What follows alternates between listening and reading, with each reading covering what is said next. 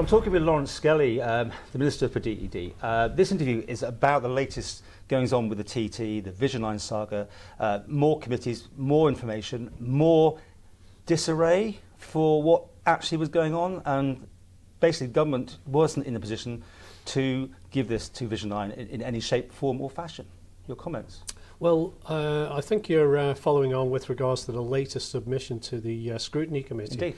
And really what you have there is the chief executives of other departments and also Chief Constable given evidence, which is, I think, very appropriate and really very thorough in terms of the Scrutiny Committee's role and remit. So that submission was obviously given on Friday, and that's the continuation of the work of that committee. So I don't know how much more contributions they need before they can conclude their work and start to compile a report ready for Tynwald. You can't be happy with what you're hearing. I mean, this is your department. It happened on your watch that the government departments, other government departments, weren't ready. They weren't consulted. They didn't know what exactly was happening. Who was going to take the can? I mean, way back, Phil Gorman was telling me at the time about if it was a landslide, who would be responsible? You know, that's what was going through his mind, because that would be under his department. You know, where would be the lawsuits flying around? Was it completely underestimated what was being taken on? Well, I think it's worth recognising there, Paul, that it was my referral to the Scrutiny Committee in the first instance, because the whole purpose of this was to, I think, have an understanding why we reached the point that we did and made the decision that we did. And as I say, that is the entire role of the Scrutiny Committee to determine that. So clearly other departments had comments. All I can do is I've obviously given my contribution and our department's contribution, and that stated there is that you know, the advice that I was given and basically the reassurances I was given were running in line with the decision that was made politically. So you're batting it off to your department, not yourself. You're not taking responsibility for this. You're saying you were ill-advised? No, I'm not saying that because this is the role of the committee must actually gain evidence from all stakeholders, and you know, that's their due diligence and their appropriate role, and they must compile a report as a result of that.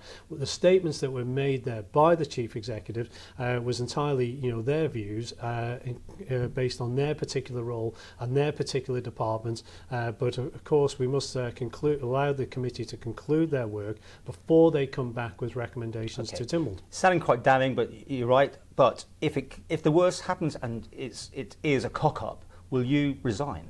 Well, no, I think you have to say, you know, the whole purpose of me referring it is to ensure that we do, you know, A, we learn from this exercise, B, we determine that how we can actually better perform there politically and executively, and lastly, to understand how the structure is that going forward. And it's worth recognising that the TT is still a very strong brand for the Old Man, strongest brand. We've seen significant growth this year, and you know, we continue to build on it. Will somebody be falling on their sword over this in your department? I mean, someone must be accountable. If of course, you're right that it comes out in that way. I'm asking, you know, the options. I mean, you may be vindicated and everything's fine, but if it comes out the other way, will people have to resign or will be sacked? Well, that's a matter really for the committee. I can't prejudge what that committee will actually recommend, and I just reiterate once more, I've referred it, personally I've referred it, and the reason I've referred it is because I do not want to see any other departments fall foul of this situation. You had no choice, you had to refer it, because I mean... Not really. Well, because it was going to have a committee anyway, surely. It's easier and better that you referred it than it being forced into that situation. Well, not really. I mean, that's debatable at the end of the day, but it certainly was my decision to actually do that, and I think it's very appropriate that we do follow a process. Do you stand by everything you did? Because I mean, we interviewed you that time when it was all got very murky, and you still was talking about it going ahead. So do you stand by what you did?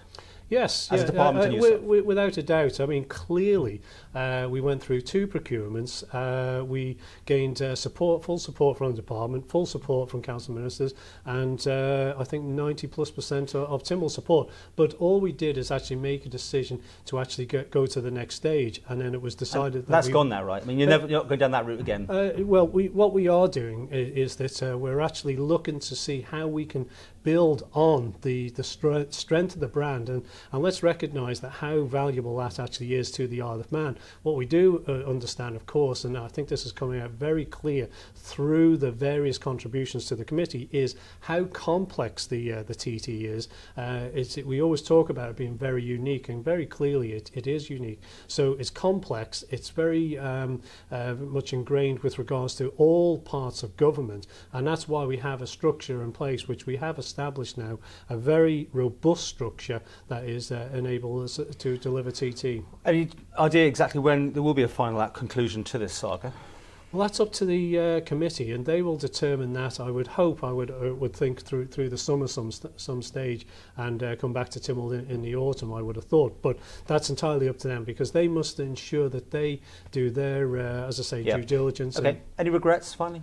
No, I think, it's a very poignant point as to why we as a Department of Economic Development actually do front TT, and that's on the basis that we're trying to generate economic benefit, and for that we need to understand how and explore opportunities, always how we can do that. Could end up quite costly if this court case ever appears, and I don't think there's anything in front of the courts yet. We still keep telling us we can't talk about it too much, but there's nothing I've heard of anyway. And you'd know first. You haven't heard of any action yet. Indeed, but having said that, we're still technically under sub judice on that particular basis. Well, only if something happens, surely. I mean, we have this debate, but nothing is in front of the court, so it can't be sub judice at the minute. It could turn into it, but surely technically you are free to talk about it. No, I know you've been advised not to, but and indeed, and that's what we have to do, is follow that particular advice.